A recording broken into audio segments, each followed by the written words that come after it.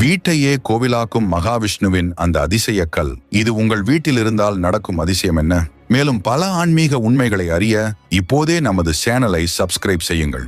சாளகிராமம் என்பது வெறும் கல் அல்ல, இது நேபாளத்தின் கண்டகி ஆற்றில் மட்டுமே கிடைக்கக்கூடிய மகாவிஷ்ணுவின் அம்சம். துளசி தேவியின் சாபத்தினால் மகாவிஷ்ணு ஒரு கல்லாக மாற நேரிட்டது. அதுவே இந்த சாளகிராம அவதாரம். இந்த கல்லின் உள்ளே வஜ்ர கீடம் என்ற பூச்சி குடைந்து செல்வதால் இதில் விஷ்ணுவின் சங்கு மற்றும் சக்கர அடையாளங்கள் இயற்கையாகவே உருவாகும். சாளகிராமம் இருக்கும் வீட்டில் துர்தேவதைகள் நுழைய முடியாது. அது அந்த வீட்டை ஒரு புனித கோட்டையாக மாற்றும். 12 சாளகிராமங்களை வைத்து வழிபடும் வீடு ஒரு திவ்ய தேசத்திற்கு சமமாக கருதப்படுகிறது.